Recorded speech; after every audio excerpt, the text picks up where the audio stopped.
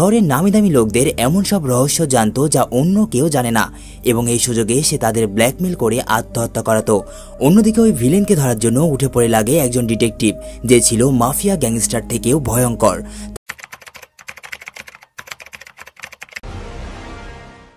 শহরে হঠাৎ করে এমন এক সাইকো কিলারের আগমন ঘটেছে যে মানুষদেরকে খুন করছে, কিন্তু তার খুন করার ধরন ছিল একটু আলাদা।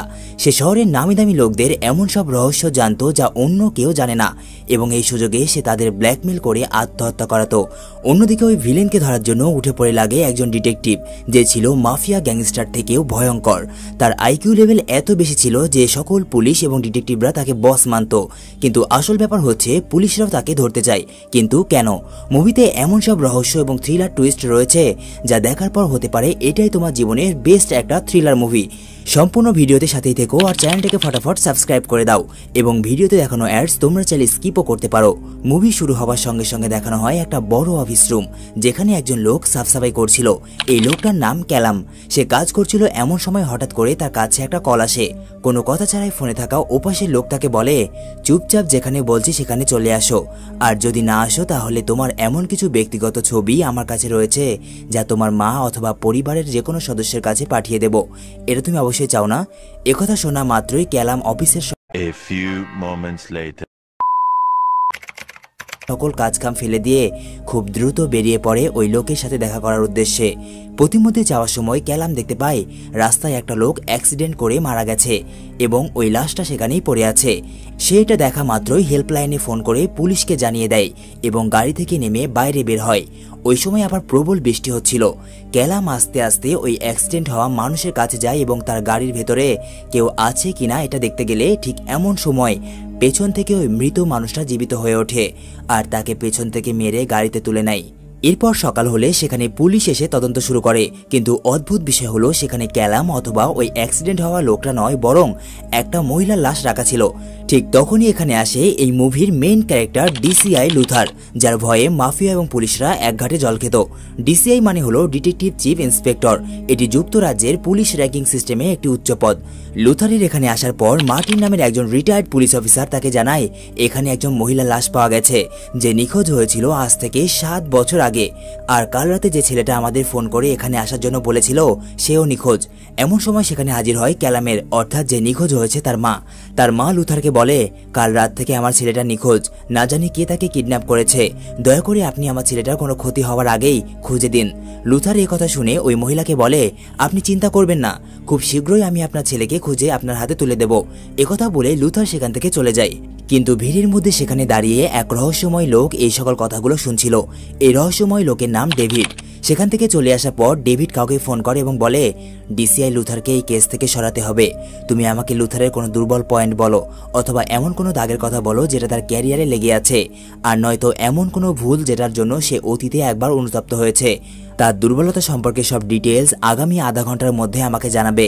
এরপর 2 ঘন্টা পরের সময়কে দেখানো ছিল। এগুলো দেখে কেমন হতে পারে সেখানে থাকা সেই মা বাবার মনে। যাই হোক, সেই বাড়ি থেকে দূরে বাইরে দাঁড়িয়েছিল সেই কিলার, যে তাদেরকে খুন করে এমন নৃশংসভাবে ঝুলিয়ে রেখেছিল। কিছুক্ষণ পর কিলার তার পরিকল্পনা মোতাবেক সেই সম্পূর্ণ বাড়িটায় আগুন ধরিয়ে পুড়িয়ে দেয়। কিলার এই সব কিছু বাইরে দাঁড়িয়ে থেকে দেখছিল এবং তার মুখে দেখা যায় এক ধরনের ডিজিটাল মাস্ক, যেটা বড়ই অদ্ভুত। এই খবরটা পেয়ে সেখানে হাজির হয় ডিসিআই অডিট। মুহূর্তের মধ্যেই ঘটনাটা সম্পূর্ণ নিউজ চ্যানেলে ছড়িয়ে পড়ে, যার দরুন লুথারের কাছেও এই খবরটা পৌঁছে যায়, কারণ তার জেল কক্ষে একটা টেলিভিশন ছিল।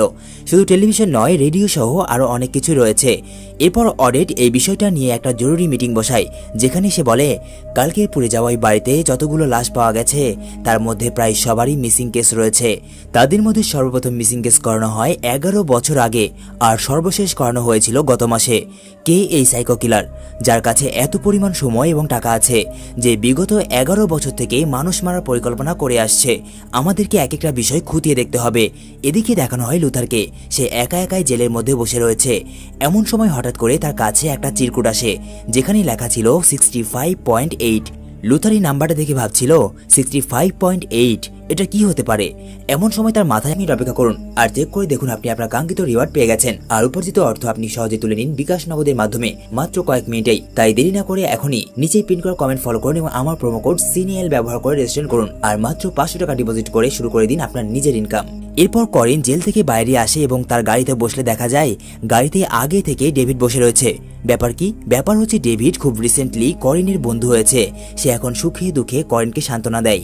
ডেভিড ইচ্ছা করে করিনকে জেলে পাঠিয়ে লুথারকে এসব কথা শুনিয়ে কষ্ট দেওয়ালো। পরের দৃশ্যে দেখানো হয় লুথারের কাছে একটা ফোন রয়েছে যেটা সে সবার কাছ থেকে লুকিয়ে রাখে। সে ফোনটা বের করে এবং অডিটেই কিলারও যেন ধরা পড়ে। ততক্ষণে সেখানে দুজন পুলিশ অফিসার চলে আসে এবং লুথারের কাছ থেকে তার ফোনটা কেড়ে নেয়। এরপর লুথার একটা মাস্টার প্ল্যান বের করে। সে তার পরিচিত 2 জন পুলিশ অফিসারের সাথে সাক্ষাৎ করে। সে তাদেরকে বলে, যদি জেলখানার মধ্যে আমাকে কোনো কয়েদি মারতে থাকে তাহলে তোমরা ছাড়াবে না, আর এইটা চলতে থাকলে আমাকে বাঁচানোর জন্য জেল কর্তৃপক্ষ আমাকে এখান থেকে অন্য জেলে শিফট করে দেবে, আর আমি এটাই চাই। আর এইটা করতে আমার তোমাদের সাহায্যের প্রয়োজন। ওই 2 জন পুলিশ অফিসার রাজি হয়ে যায়। দেখানো হয় কিছুক্ষণ পরের সময়কে। লুথার ইচ্ছা করে এখানে থাকা কিছু মাফিয়া গ্যাংস্টারের সাথে লড়াই বাঁধিয়ে দেয়, আর এক পর্যায়ে এই লড়াই একটা ভয়াবহ যুদ্ধক্ষেত্রে রূপ নেয়। কিছুক্ষণ পর সিদ্ধান্ত আসে লুথারকে জেল থেকে অন্য জেলে ট্রান্সফার করা হবে, আর এই জন্য লুথারকে জেল থেকে বের করে একটা ভ্যানে ওঠানো হয় এবং রওনা দেওয়া হয় অন্য জেলের উদ্দেশ্যে। প্রতিমধ্যে যাওয়ার সময় পুলিশদের গাড়িতে হামলা করে কিছু মাফিয়া গ্যাংয়ের সদস্য। তারা লুথারকে গান পয়েন্টে নিয়ে সবাইকে সামনে থেকে সরে যেতে বলে এবং এভাবে তারা লুথারকে পুলিশের হাত থেকে কিডন্যাপ করে নেয়। কিছুক্ষণ পর জানা যায় এরা আসলে কোনো মাফিয়া গ্যাংয়ের সদস্য নয়, বরং এরা হলো লুথারের বন্ধু ডেনিস এবং তার সদস্য। আর এই কিডন্যাপিংয়ের সকল পরিকল্পনা ছিল লুথারের। এরপর লুথার এবং ড্যানিস একটা গোপন জায়গায় আসে যেখানে লুথারের কিছু টাকা পয়সা এবং একটা গাড়ি লুকানো রয়েছে। এই সব কিছু লুথার এখানে রেখেছিল তার খারাপ সময়ের জন্য, যেই সময়টা এখন তার চলছে। ড্যানিস লুথারকে বলে, লুথার ওই কিলারকে বাঁচিয়ে রেখো না, তাকে বাঁচিয়ে রাখলে সে আরো নিরীহ মানুষের জীবন্ত প্রাণ কেড়ে নেবে। এরপর লুথার তার গাড়িতে থাকা একটা ব্যাগ থেকে স্পেশাল একটা কোট বের করে যেটা একদম সুপারম্যানের মতো ভাইবস দিচ্ছিল। এটা লুথার পরে নেয়। এদিকে দেখানো হয় ডেভিড যে এই সকল খুনগুলো করেছে তারও একটা প্রিয় মানুষ আছে যে ছিল তার স্ত্রী। কোনো এক দুর্ঘটনায় তার স্ত্রীর সম্পূর্ণ শরীর আগুনে পুড়ে যায়, তবুও ডেভিড তাকে এখনো ভালোবাসে। ডেভিডের স্ত্রী একটা হসপিটালে চিকিৎসাধীন অবস্থায় রয়েছে। ডেভিড মাঝে মধ্যেই তার স্ত্রীর সাথে দেখা করতে আসে এবং তার পরবর্তী পরিকল্পনা প্ল্যানে লুথার ওই লোকের মোবাইল ফোন নিয়ে সেখান থেকে পালিয়ে যায়, কারণ একমাত্র ওই মোবাইল ফোনের মাধ্যমেই সে ওই কিলারকে ধরতে পারবে। পরবর্তী দৃশ্যে দেখানো হয় ডেভিডকে। সে তার ওই বিশেষ লোককে ফোন করে এবং জিজ্ঞাসা করে যাদের আসার কথা ছিল তারা কি চলে এসেছে।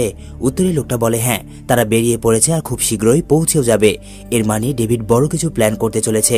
ডেভিডের চারিদিকে নেটওয়ার্ক এত পরিমাণ শক্তিশালী ছিল যে তাকে হারানো প্রায় অসম্ভব। তারা আন্ডারে অনেক মানুষ কাজ করে যাদের কাজই হলো বিভিন্ন নামি দামি এবং টার্গেটেড পার্সনের অনলাইন দুর্বল দিক খুঁজে বের করা, যেটার সাহায্যে তাদেরকে খুব সহজেই ব্ল্যাকমেল করা যায়। কিছুক্ষণ পর লুথার মার্টিনকে ফোন করলে সে তাকে জানায় সে তার অফিসে রয়েছে এবং তাকে ধরার জন্য সাহায্য করছে। লুথার এতে কান না দিয়ে সে তাকে বলে, আমি একটা নাম্বার খুঁজে পেয়েছি, এই নাম্বারটি বন্ধ হওয়ার আগেই তার লোকেশন আমাকে খুঁজে বের করতে হবে, আর এতে তোমার সাহায্যের প্রয়োজন। একথা শুনে মার্টিন তাকে বলে, আচ্ছা ঠিক আছে, আমি তোমাকে 15 মিনিট পরে ফোন করছি। এরপর মার্টিন অডিটের কাছে আসে এবং তাকে বোঝায় যে আমাদের উচিত লুথারকে না ধরে তাকে সাহায্য করা, কারণ একমাত্র এই কিলারকে লুথারই ধরতে পারে। আমি একথা বলছি কারণ আমি তাকে অনেক আগে থেকেই চিনি, আর তুমি যদি সত্যিই তাকে ধরতে চাও তাহলে আগে তাকে ওই কিলারকে ধরতে দাও, তারপর তুমি তাকে ধরো, তাহলে তুমি তাদেরকে একসাথে ধরতে পারবে। অডিট বলে, যদি সে বুঝতে পারে যে তুমি আমাদের সাথে মিলে আছো তাহলে কি হবে? উত্তরে মার্টিন জানায় এতে তার কিছুই হবে না, কারণ তার টার্গেট শুধুমাত্র ওই কিলার। ওই কিলারকে ধরার পর সে জেল খাটতেও দ্বিধাবোধ করবে না। এরপর মার্টিন পুলিশদের সাহায্য নিয়ে লুথারকে তার দেওয়া ওই নাম্বারের লোকেশন জানায়, আর এদিকে অডিট লুথারের লোকেশন ট্র্যাক করে, কারণ তারা ওই কিলার এবং লুথারকে একসাথেই ধরবে। কিছুক্ষণ পর লুথার ওই কিলারের লোকেশন অবধি পৌঁছায়, কিন্তু এদিকে দেখানো হয় সেখানে বিল্ডিং এর ওপরে বেশ কয়েকজন লোককে দাঁড় করিয়ে রাখা হয়েছে এবং লুথার তাকে বলে তাড়াতাড়ি ডেভিডকে ধরে ফেলো, কিন্তু দেখা যায় পুলিশ অফিসার ডেভিডকে না ধরে পেছন থেকে লুথারকে আঘাত করে, আর এই সুযোগে ডেভিড পুলিশ অফিসারকে ছুরি মেরে সেখান থেকে পালিয়ে যায়। লুথার চাইলে ডেভিডের পিছু করে তাকে ধরতে পারত, কিন্তু সে চায় না আঘাতপ্রাপ্ত এই পুলিশ অফিসার মারা যাক। এজন্য সে তার প্রাথমিক চিকিৎসা দেয় যতক্ষণ পর্যন্ত না আরেকজন পুলিশ অফিসার সেখানে এসে পৌঁছায়। আর এরপর লুথার যখন টের পায় এদিকে আরো পুলিশ অফিসার এগিয়ে আসছে, তখন সে সেখান থেকে পালিয়ে যায়। দেখা যায় সেখান থেকে পালিয়ে আসার পর ডেভিড একজনকে ফোন করে আবার ব্ল্যাকমেল করতে শুরু করে, আর এটা অন্য কেউ নয় বরং একজন পুলিশ অফিসার যে সবসময় অডিটের সাথেই থাকে। ডেভিড ওই পুলিশ অফিসারকে বলে, লুথার জেল থেকে বাইরে কিভাবে আসলো, আর আমি এটা এখনো জানতেও পারিনি, কি করছিলে তুমি? দেখো, তুমি যদি আমার সাথে 2 নম্বরে করার চেষ্টা করো তাহলে তোমার যেগুলো ছবি এবং ভিডিও আমার কাছে আছে সবগুলো আমি কিন্তু সোশ্যাল মিডিয়ায় আপলোড করে দেব। পরবর্তীতে আমরা একটা ভিডিও ট্রেলার দেখতে পাই যেখানে বলা হচ্ছিল বিভিন্ন মানুষকে বন্দী করে তাদেরকে অনেক নির্মমভাবে হত্যা করা হবে, আর এগুলো যদি কেউ দেখতে চায় তাহলে তাকে এই ওয়েবসাইটে জয়েন হতে হবে। এটা ছিল একটা গেম যেটা পরিচালনা করছিল ডেভিড এবং তার ওই বিশেষ সহকারী। ডেভিড তার বিশেষ ওই লোককে ফোন করে এবং বলে, আমাদের প্ল্যান প্রোগ্রাম কেমন চলছে, আমার একটু আসতে দেরি হবে, ততক্ষণ তুমি বাকিটা সামলে নিও, আমি রাস্তায় আসার সময় আরো একজনকে কিডন্যাপ করব। এদিকে লুথার অডিটকে ফোন করে আঘাতপ্রাপ্ত ওই পুলিশ অফিসারের কথা জিজ্ঞেস করে। অডিট উত্তরে জানায় ওই পুলিশ অফিসার কিছুক্ষণ আগেই মারা গেছে। একথা শুনে লুথারের অনেক খারাপ লাগে। সে অডিটকে জানায় ওই কিলার এমন সব লোকদেরকে টার্গেট করে যাদেরকে ব্ল্যাকমেল করা খুবই সহজ। প্রত্যেক মানুষেরই কিছু গোপন বিষয় থাকে যেগুলো তারা অন্য মানুষদের থেকে আড়াল করতে চায়, এমনকি তাদের নিজেদের লোকদের কাছ থেকেও। আর এই সুযোগটাই ওঠায় কিছু মানুষ। ওই লোকগুলো তাদের জীবন দিয়ে দেয় কিন্তু আত্মসম্মান হারাতে চায় না। কিছুক্ষণ পর ডিসিআই অডিট তার বাড়িতে ফোন করে যেখানে রয়েছে তার একমাত্র মেয়ে যার নাম আনিয়া রেইন। অডিট তাকে বলে, আজ আমার অফিসে প্রচুর কাজের চাপ, তাই রাতে বাড়ি ফেরা হয়তোবা হবে না, তুমি সাবধানে থেকো এবং সকালে ফ্রেশ হয়ে ট্যাক্সি করে স্কুলে চলে যেও। ফোন রেখে দেওয়ার পর আনিয়া তার কিচেনে যায় কিছু খাবার খাওয়ার জন্য। এমন সময় হঠাৎ করে কেমন যেন একটা অদ্ভুত শব্দ তার কানে ভেসে আসে। শব্দটা বড়ই অদ্ভুত ছিল, এই জন্য আনিয়া তার বাড়ির প্রত্যেকটা রুম চেক করে। এরই ফাঁকে সেখানে একজন লোক আনিয়াকে পেছন থেকে ধরে ফেলে এবং কিডন্যাপ করে নেয়। আর এটি অন্য কেউ নয়, ডেভিড। সে তাকে কিডন্যাপ করে তার সঙ্গে নিয়ে যায়। অন্যদিকে লুথার কয়েনের কাছে আসে এবং জিজ্ঞাসা করে, আমাকে একটু বলো তো, ক্যালামের মৃত্যুর পর এমন কোনো মানুষ কি তোমার কাছে এসেছে যে তোমার খেয়াল রাখতে চাই, তোমাকে ক্যালামের মৃত্যু ভুলে যেতে বলে? কয়েন বলে, হ্যাঁ, এমন একজন আছে, তার নাম ডেভিড। সে আমার খুব ভালো একজন বন্ধু, তারও অনেক কষ্ট, বুঝেছ? কারণ তার ওয়াইফ কিছুদিন আগেই একটা অ্যাক্সিডেন্টে আগুনে পড়ে গেছে।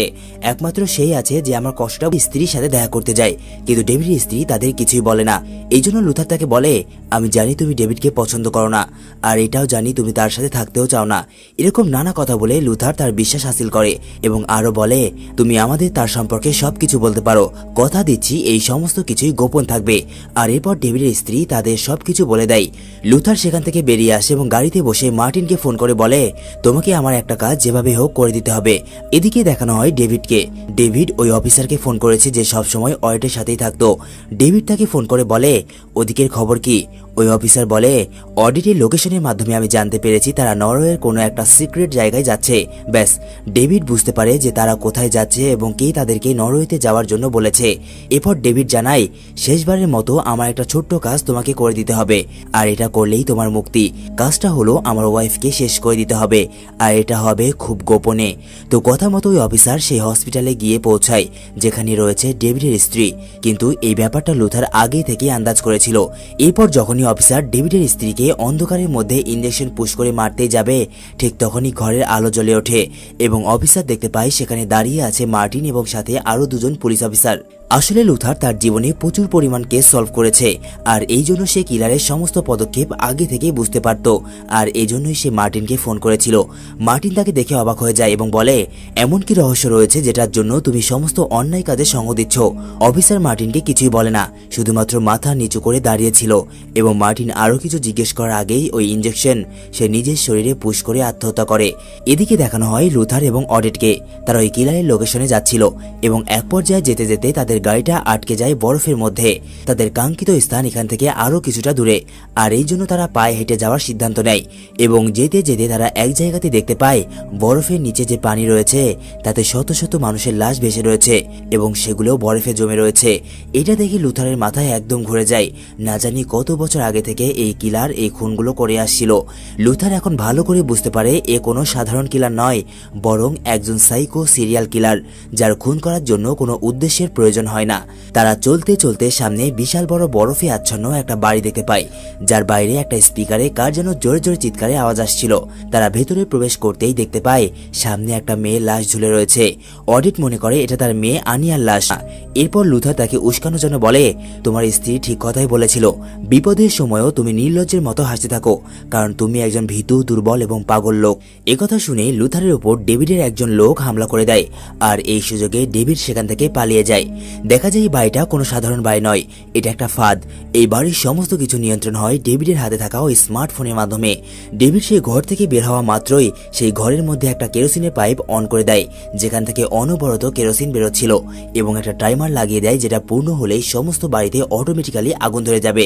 দরজা বন্ধ হওয়ার আগেই লুথারও সেখান থেকে বেরিয়ে যায়। ভেতরে আটকে যায় অডেট, তার মেয়ে এবং আরো কিছু লোক যারা ডেভিডের হয়ে কাজ করে। অডেট দ্রুত তার মেয়ের কাছে যায় এবং তার মেয়েকে মুক্ত করে দেয়। ততক্ষণে সেখানে কেরোসিনের সকল পাইপ অন হয়ে গেছে। এদিকে ডেভিড বাইরে বেরোতে গেলে লুথার তার পিছু করে, আর এই সুযোগে লুথার যা কিছু দেখতে পায় তা একদম নিঃশ্বাস আটকে যাওয়ার মতো। সে দেখতে পায় এখানে জেলখানার মতো করে অনেকগুলো সেল তৈরি করা রয়েছে, যেখানে বন্দী রয়েছে শত শত নির্দোষ মানুষ। লুথারকে দেখা মাত্রই মানুষগুলো চেঁচামেচি করে তাকে তাদের বাঁচাতে বলে। আর এইদিকে বন্ধ ঘরের মধ্যে অডেট এবং ওই টাকলার মধ্যে ফাইট হচ্ছিল, আর আনিয়া সেই ঘরের মধ্যে থাকা কেরোসিনের পাইপগুলো বন্ধ করার চেষ্টা করছিল। অন্যদিকে ডেভিড সেই বাড়ি থেকে বের হয়ে তার গাড়িতে করে এখান থেকে পালানোর চেষ্টা করে, কিন্তু লুথার তার পিছু করে কোনো রকমে দৌড়াতে দৌড়াতে তার গাড়িতে উঠে পড়ে এবং গাড়ির মধ্যেই হয় তাদের ফাইট। লুথারের মেন টার্গেট ছিল ডেভিডের ফোনটা কেড়ে নেওয়া, কারণ তার ফোনের মাধ্যমেই ওই ঘরের দরজা খোলা সহ সকল সমস্যার সমাধান সম্ভব। এদিকে ঘরের মধ্যে ডেভিডের সেট করা সেই টাইমার শেষ হয়ে যায়, আর টাইমার শেষ হতেই ধরে যায় আগুন। সম্পূর্ণ ঘরে আগুন ছড়িয়ে পড়তে থাকে, এমনকি ওই টাকলা লোকটাও এই আগুনে পুড়ে মারা যায়। আনিয়াই ঘরের মধ্যে একটা পানির পাইপ খুঁজে পায়, যেটার মাধ্যমে ওই ঘরের আগুন নিয়ন্ত্রণ করার চেষ্টা করে, কিন্তু তা কোনো মতেই নিয়ন্ত্রণ হচ্ছিল না। এদিকে ডেভিড এবং লুথার লড়াই করতে করতে গাড়ি নিয়ন্ত্রণ হারিয়ে ফেলে এবং একটা উঁচু স্থান থেকে পড়ে যায় বরফ ভেঙে সমুদ্রের মধ্যে। ডেভিড গাড়ি থেকে বের হয় এবং কনকনে ঠান্ডা পানি থেকে বাইরে আসার চেষ্টা করে, কিন্তু সে কোনো মতেই বাইরে আসার রাস্তা খুঁজে পাচ্ছিল না। তবে অবাক করার বিষয় হলো চারিদিকে শুধুমাত্র মানুষের মৃত শরীর ভেসে রয়েছে, আর এক পর্যায়ে নিঃশ্বাস নিতে না পারার কারণে সেখানে মৃত্যু হয় ডেভিডের। কিন্তু লুথার এখনো জীবিত রয়েছে। সে ডেভিডের ফোনটা খুঁজে বের করে এবং বাড়ির সকল লক সিস্টেম অফ করে দেয়, আর এর ফলে অডেট এবং তার মেয়ে আনিয়া সহ ওই জেলে বন্দী থাকা সকল মানুষ মুক্ত হয়ে যায়। আর এরপর লুথার নিজের শেষ নিঃশ্বাসের জন্য অপেক্ষা করতে থাকে। ঠিক তখন তার নজরে পড়ে ওপরে এক অদ্ভুত ধরনের ছায়া, যেটা ছিল হেলিকপ্টারের। এর মানে তাকে বাঁচানোর জন্য একটা স্পেশাল ফোর্স এসেছে, এবং সেই হেলিকপ্টার থেকে পানির মধ্যে নেমে আসে দুইজন প্রফেশনাল সাঁতারু, যারা লুথারকে পানি থেকে তুলে বাঁচিয়ে নেয়। আর এরপর সেখানে ধীরে ধীরে পুলিশের অনেকগুলো ফোর্স চলে আসে, যারা সকল লোককে সেখান থেকে নিরাপদে মুক্ত করে তাদের পরিবারের কাছে পাঠানোর ব্যবস্থা করে। আর এরপর এখানে এন্ট্রি হয় মার্টিনের। মার্টিন তাকে বলে, লুথার তুমি আসলেই একজন সুপার হিরো। আর এর সঙ্গে সঙ্গে অডিটও তাকে। যাই হোক, তো কেমন লাগলো আজকের এই ভিডিওটা কমেন্ট করে জানিয়ে দিও। আর ভিডিওটা ভালো লাগলে একটা লাইক আর চ্যানেলটাকে সাবস্ক্রাইব করতে ভুলে যেও না। অপেক্ষা করতে থাকো পরবর্তী কোনো অসাধারণ ভিডিওর। ততক্ষণের জন্য বিদায়।